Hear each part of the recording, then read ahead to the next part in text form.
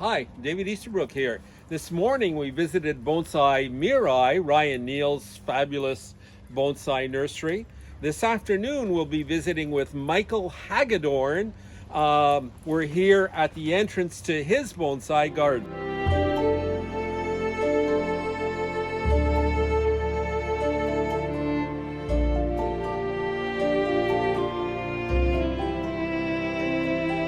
Unfortunately, Michael cannot be here today, so we're just going to do a quick tour around his bonsai nursery.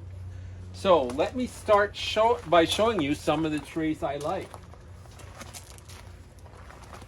This here is a wonderful native maple, a vine maple that Mike planted on a cascading style mountain planting on a stone.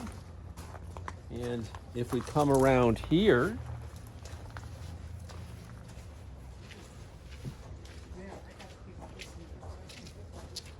we can see a lovely Rocky Mountain juniper, beautiful size, beautiful shape, great deadwood, great trunk movement.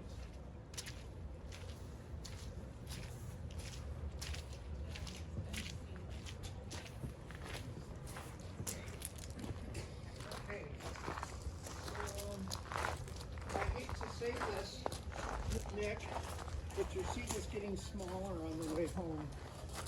Me too. Here we have an incredible Japanese black pine, very tall, a very nice taper though, and very interesting branch placement. This is a beautiful cedar. I believe it's a cedar of Lebanon, a Socan or a two-trunk style. Very interesting. On this side, this is the front here, we have a beautiful Literati style Ponderosa pine. And what is interesting is Michael does not like the pots to take up too much visual space with his bonsai. So what he's created is this style of vanishing pot where you don't see the bonsai pot at all. So the tree is in full evidence.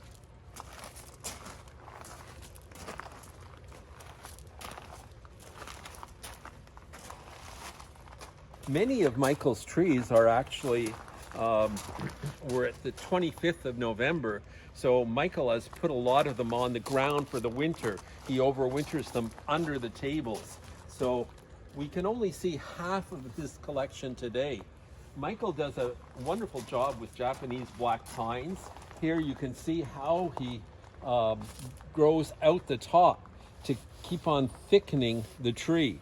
So we've got one here, we've got a Japanese black pine over there where he is creating sacrificial tops to thicken up the trunk. Here's another sacrificial top on this Japanese black pine. And you can see how it's contributed to making such a fat base on this tree.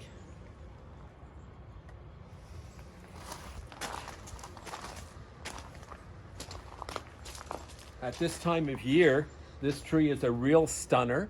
It's a holly, a Japanese holly, and it's absolutely literally covered with abundant fruits. Very well presented also in this jade green pot, this very pale, almost celadon colored pot. It brings out the redness of its berries.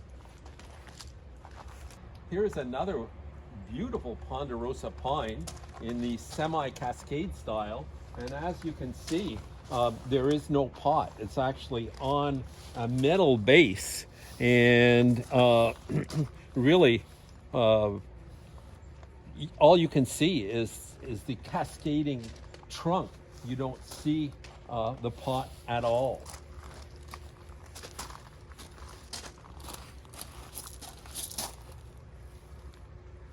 Michael is famous for his spruces. These, I believe, Engelmann spruce were actually featured in the U.S. National Exhibition in, I'd say, what year? About 4 years ago. I'd say about 2018. So this forest is quite famous.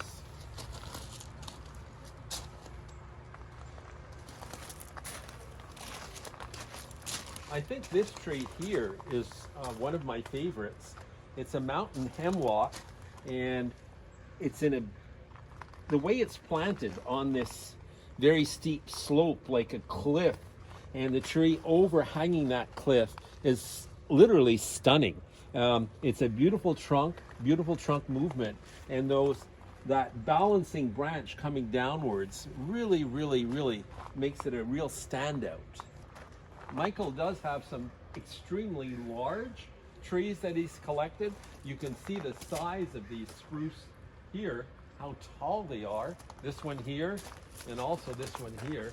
They are very tall trees, very large scale bonsai. One really interesting species in his collection is this Japanese cryptomeria. Now, they're very hard, if not impossible, to grow on the East Coast, but here they're in their element. Here the humidity is very high on the northwest coast, and they just thrive here in this climate.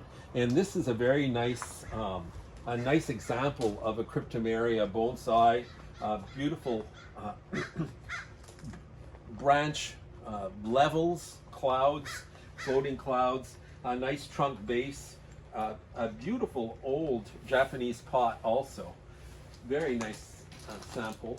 This one here, very nice Rocky Mountain juniper. Look at those beautiful ribbons of living bark here, the living tissue going up, and how many times is it wrapped around the trunk? Just beautiful. Beautiful tree. Some other trees I really like. Look at this Japanese quince, a dwarf quince called chochibai. That's a really old tree.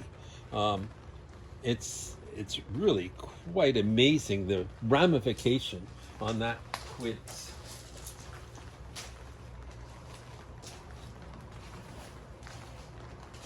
Oh, here we have some quince that are in flower. They flower in spring, but they often have a second flowering in the fall, so you can see how beautiful they are when they're all in flower. These dwarf Japanese quinces. It's called a chochibai red. Beautiful. And some amazing pines. Michael does wonderful literati style trees.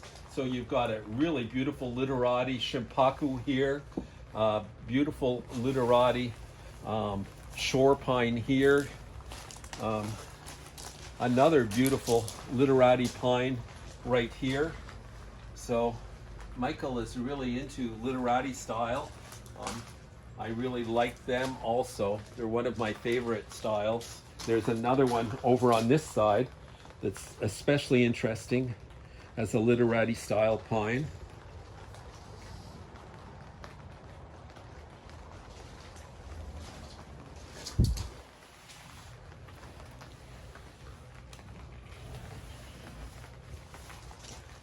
Look at this one. It's coming along. It's really, look at the movement of that trunk and the shari going up the trunk, and the very sharp angles in the trunk.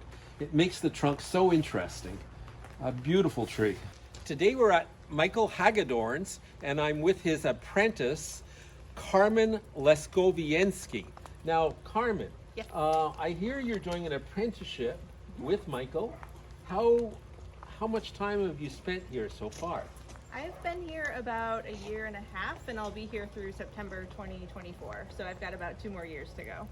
So that's 3.5 years in Yes. total. Yep. Wow, that's quite impressive.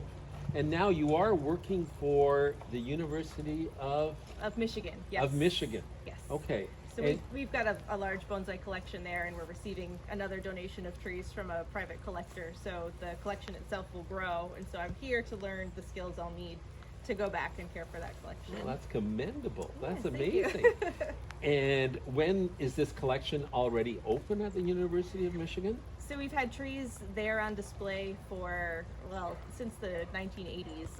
Oh, really? And we've got a part of the collection, the new trees are there, and we're going to be acquiring more over the next 5 to 15 years. So All right. And is this collection open to the public? it is. It is.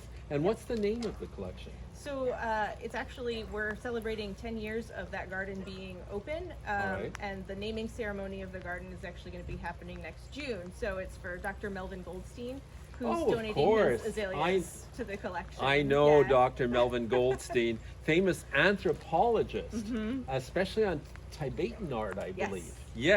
Yes, he has a fabulous collection. You are really lucky to be getting you. some of Melvin Goldstein's trees. They are gorgeous. They are top notch. They are. Thank you very much, Yes, Carmen, my for this pleasure. interview. My pleasure. Have a very good apprenticeship. Mike is a wonderful guy. I'm sure you're enjoying it very much. Having a blast. Good. Yeah.